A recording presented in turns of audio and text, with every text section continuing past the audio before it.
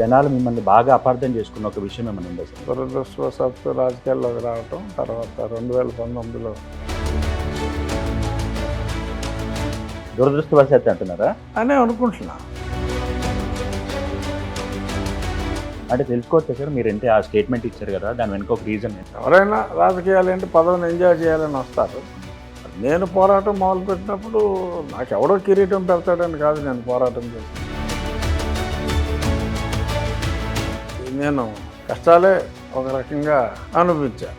ఎందుకంటే ఒక పక్క లీగల్గా పోరాటం,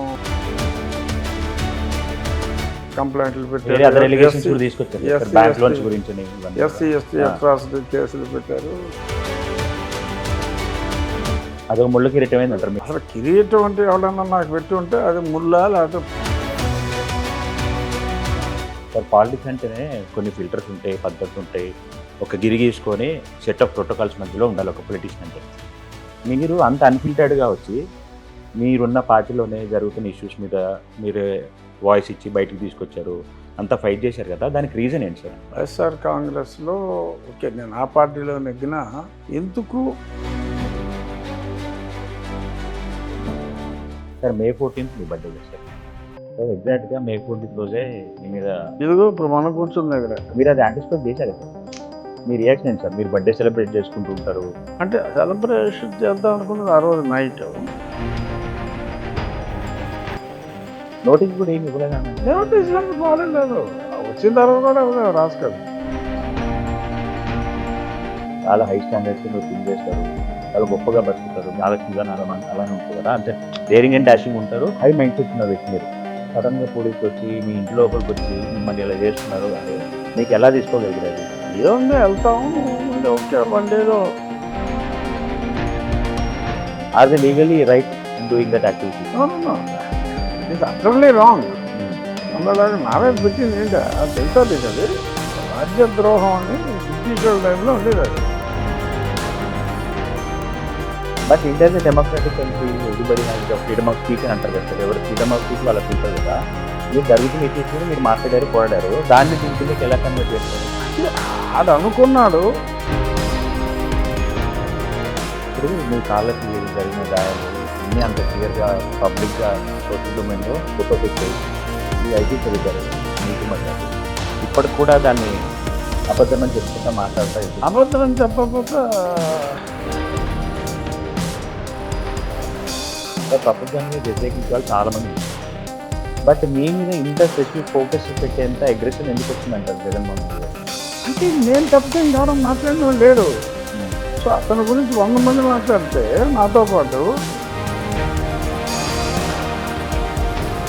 మీ బిజినెస్లో మీరు ఆల్మోస్ట్ ఒక 1300 crores 1800 crores నోటుకు వచ్చింది మాట్లాడితే అది ఎందుకు వచ్చింది సార్? దాని మీద మీరు రియాక్షన్ ఇంజూర్ అవుతుంది కాదు.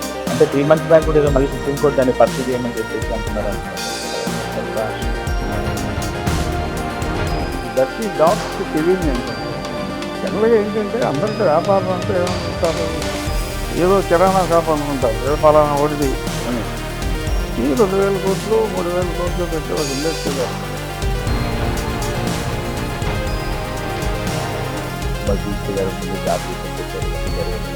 అది మీకు ఒక బ్యాడ్ మెమరీ లైఫ్ వస్తుంది.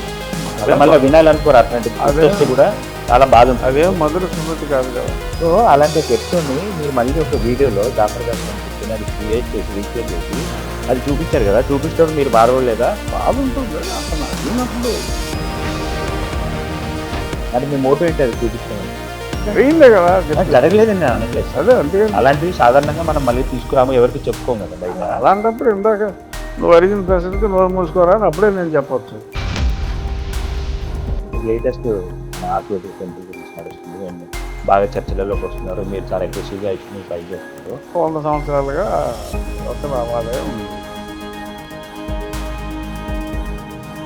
అంటే మీకు ఒక పొలిటికల్ లీడర్గా ఉండే ఐడెంటిటీ ఇష్టం అనిపిస్తుందా, లేకపోతే డెప్యూటీ స్పీకర్గా? స్పీకర్ పొలిటీషియన్ అవుతాడు. పొలిటీషియనే నువ్వు అవ్వలేవు కదా, నువ్వు ఎమ్మెల్యే అవ్వకుండా డిప్యూటీ స్పీకర్ అవ్వలేవు. సరే, మీరు అంటే చాలా అగ్రెసివ్గా మాట్లాడతారు, అఫెన్స్గా మాట్లాడతారు కదా, ఏదైనా విషయం మీద నేను అనవసరంగా మాట్లాడాను అని నేను అనుకుంటున్నాను. ఇంకొంచెం గట్టిగా మాట్లాడవలసిందని అనిపించింది. అటువంటి రిగ్రెట్స్ ఉన్నాయి. యాడ్ చేశారు కదా, భీముడిగా యాడ్ చేశారు కదా, దానిలో మీరు ఆ డైలాగ్ కూడా చెప్పారు కదా. అంటే అక్కడ మీరు చెప్పిన ఏదైతే మీనింగ్ ఉందో, నా పుట్టినరోజు కూడా నన్ను ఇలా చేశారు అని ఏం మాట్లాడింది అది? మీరు మాట్లాడింది. సో అక్కడ యాక్ట్ లాగే కాదు, it was state warning to them కాదు.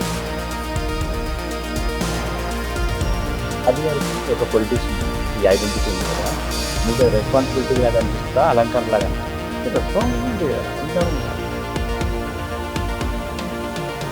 చాలా మంది యూజ్ చేసి ఫీల్ చేసుకోవచ్చు కదా పొలిటికల్ చేసుకోవట్లా. ఎందుకని అంటే అంటే ఎందుకంటే డబ్బులు ఏంది ఏం నడవట్లేదు, ఓటర్లు కూడా ఇట్లానే ఉంటున్నారు, డబ్బు తీసుకొని ఓటేస్తున్నారు, నాయకులు కూడా డబ్బు ఇచ్చాం కొనుక్కున్నాం కదా అనేసి మళ్ళీ నెక్స్ట్ ఎలక్షన్కి వచ్చిన తర్వాత వాళ్ళని పట్టించుకోవాలంటుంది కదా. ఈ సిచ్యువేషన్ ఉందంటారా మీరు నిజంగా? లేదని మీరు నిజంగా అనుకుంటున్నారా? ఓటింగ్ పర్సెంటేజ్ కూడా చాలా తక్కువ ఇది అవుతుంది సార్, నమోదు అవుతుంది కదా, అంటే ఎంతమంది ఓటర్స్ ఉంటారో అంతే అవ్వట్లేదు కదా. సో అది ఎందుకు అట్లా అవుతుంది అనుకుంటున్నారు? ఎందుకంటే ప్రతి ఓడు బంధం పోయిందిలే, ఏంటి ఓటు వేయకపోతే ఏమవుతుందని. ఒకసారి నువ్వు ఓటు వేయకపోతే నీకు రేషన్ కార్డు ఉండదంటే ప్రతి ఓటు వేసేస్తాడు. అవును. అది పెట్టాలి. ఈ మత మార్పిడి బాగా జరుగుతుంది సార్ ఇప్పుడు. దారుణంగా. దాన్ని కంట్రోల్ చేయడానికి చర్యలు తీసుకుంటున్నారా? అంటే మాకు తెలంగాణతో కంపేర్ చేస్తే మరీ ఎక్కువగా అవుతున్నాయి, తెలంగాణలో కూడా ఎక్కువ అవుతున్నాయి. మీ ఫ్యూచర్ ప్లాన్ ఏంటి సార్? అది వర్గాల్లో నా 5 సంవత్సరాల విధాన్ని నేను అంటే ఈ ఇంటర్వ్యూ ద్వారా మన ఛానల్ ద్వారా మీ హేటర్స్కి మిమ్మల్ని అభిమానించే వాళ్ళకి ఏమైనా మెసేజెస్ అక్కడ ఇచ్చుకున్నారా? ప్రజలు చాలా తెలివైన వాళ్ళు.